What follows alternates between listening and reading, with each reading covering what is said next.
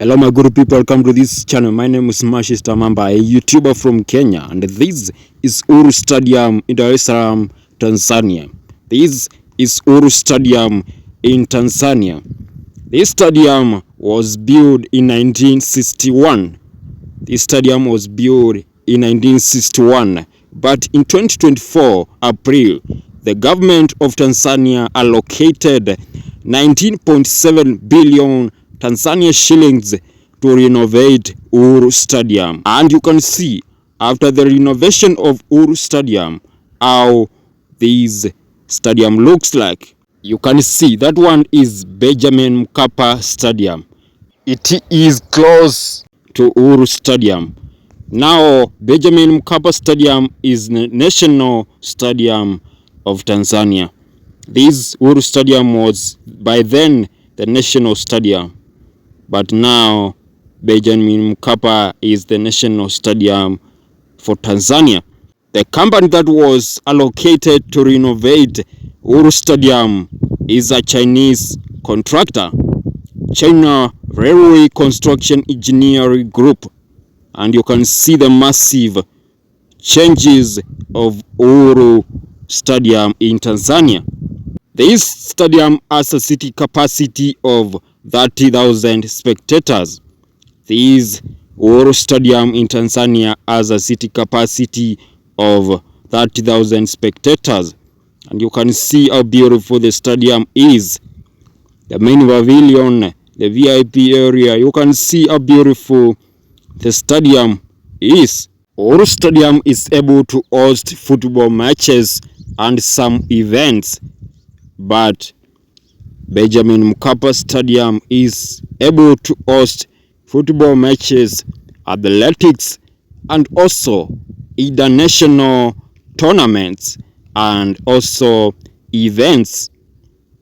You can see the massive transformation of this Uru Stadium in Tanzania. Uru means freedom. For decades, Uru Stadium has not only been a venue for sports, but also for national events, public gatherings, and other major ceremonies. This has been the national stadium for Tanzania before Benjamin Mkapa Stadium. The independence ceremony of Tanganyika was held here on 9th December 1961, which marks a cornerstone in Tanzania's history. Uru Stadium is not only an historical stadium in Tanzania, but also an iconic feature in Tanzania, which will be remembered by the independence of Tanganyika, which was held in 9th December 1961. And you can see they are just close to Benjamin Mkapa. The fence is what separates Benjamin Mkapa and Uru Stadium. I hope you are now aware when was Uru Stadium in Tanzania constructed, when was it renovated, and the company that was allocated the work to renovate Uru Stadium, and the amount of money that was used to renovate Uru Stadium in Tanzania, and the event that was held in 1961 in Uru Stadium. The renovation of the stadium was to change the playing pitch to meet the international standards of football.